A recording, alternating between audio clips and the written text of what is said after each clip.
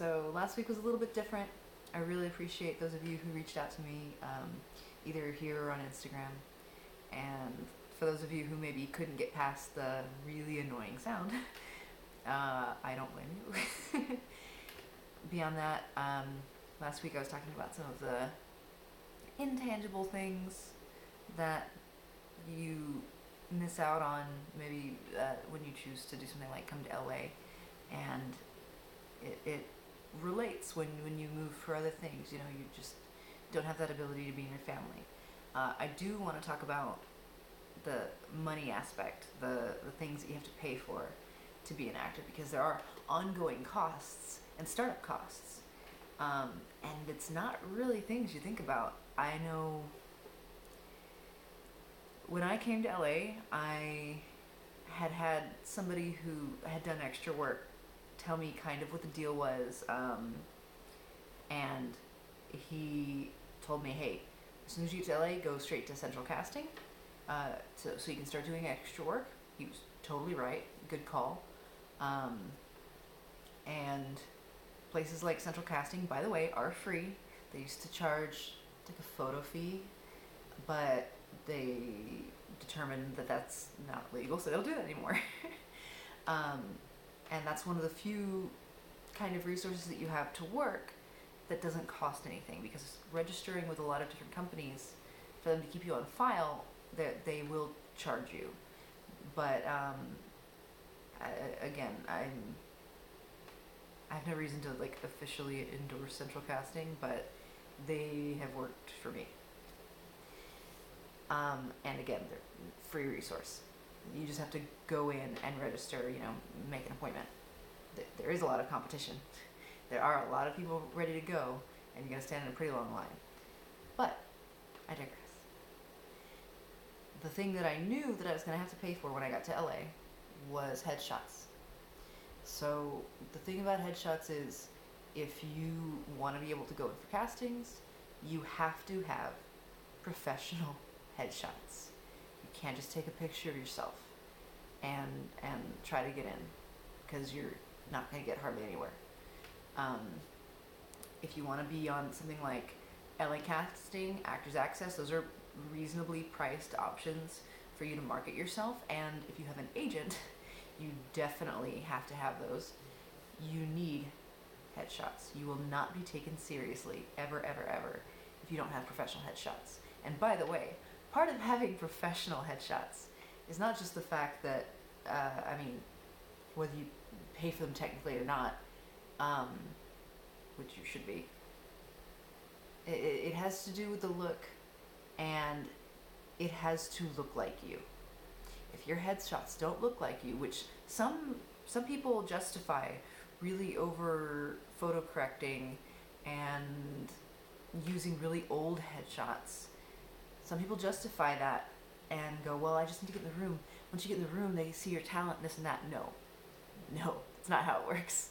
If you go into a room with a casting director, especially somebody professional, and you don't look anything like your photo, they're gonna be pissed and be very upset with you. You're not getting back in that room. So that being said, your photos need to look good. They need to look like you, represent what you look like, your type. There are different kinds of headshots, commercial, theatrical. So I might be, I'm right now, this color, I'd probably be doing more of a theatrical look, so more of like a serious face. With commercial, your smiles and bright colors, things like that. And generally speaking, when you do headshots, you're looking at anywhere between $200 or $300 is the low end. $200 or $300 is the low end, and the max anybody would pay would be probably a couple thousand. But for our purposes, between $200 and $800 every time you do headshots, which is essentially yearly. Some people can get away with going a little longer between. If you cut your hair, you need new headshots. If you, guys, I'd recommend getting a look with the beard, shaving it, and going in and getting one without the beard. Um, these are the kind of things, and again, that's the most obvious one, I think. That's something people sort of know that you need, but I don't know if they realize, hey, you need this all the time. If you gain weight, guess what? You look different now. You gotta go take pictures. Um, the other thing that I had mentioned before is reels now. So that can be broken down into different things. So I can make something like a SAG short, and pay some thousands of dollars. That's obviously a lot of money. I can go to a place that professionally makes reels that will shoot and write something for me specifically, and pay anywhere from like $400 to $1,000 for 1 to 3 scenes. And the good thing about that it is cost effective compared to doing a short. If you have a crew, like if you have a group of people who you can trust, doing shorts is potentially better. Or, I mentioned doing a SAG thing because it looks good to get the credits. It looks good to be making content. But again, you need the money for that. So if you have a group of friends or working professionals who have work that looks professional, because it's not worth having on your reel if it doesn't look professional, then you can make something. Background work does not belong in a reel unless you're goofing around. You're that guy who's like, look at all the stuff that I have an extra work in. I could technically do that. It doesn't impress anybody. It definitely does not impress casting directors. Casting directors do not want to know you from extra work. It's a bad way to be typecast. I am just barely kind of in a position where I should be starting to accept less background work. Because, being an extra, I've made a lot of my money that way. But I'm going in for real casting now.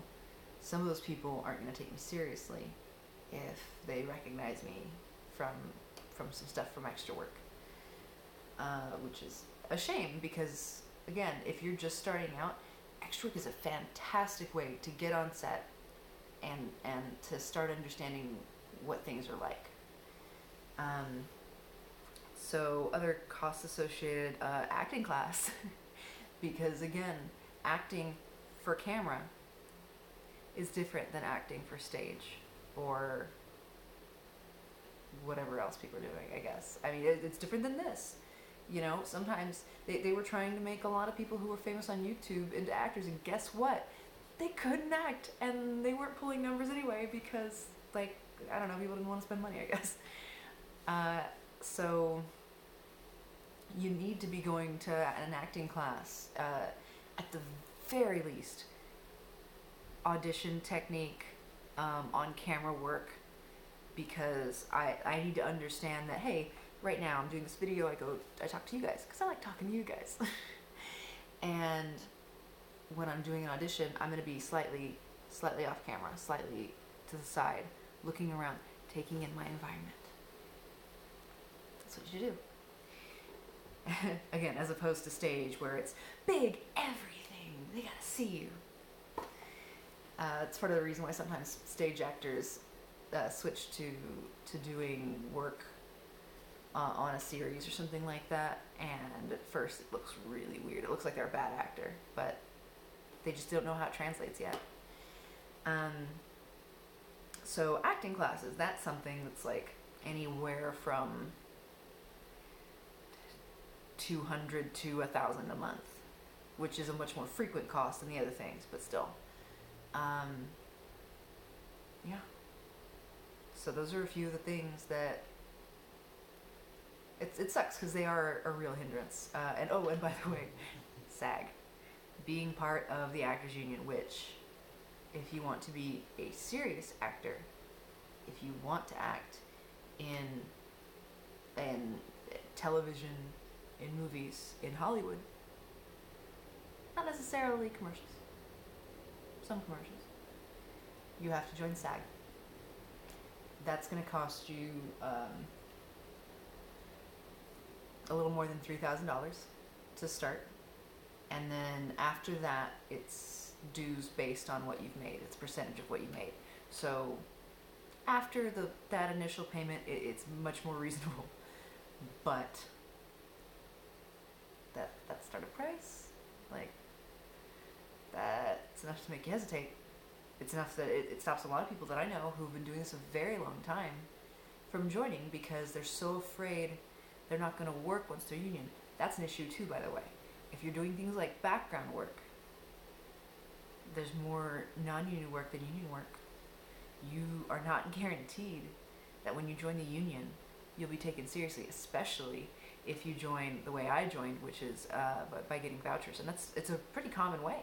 It's a pretty common thing to do to earn you earn 3 union vouchers over the course of working, and that makes you eligible to join the union.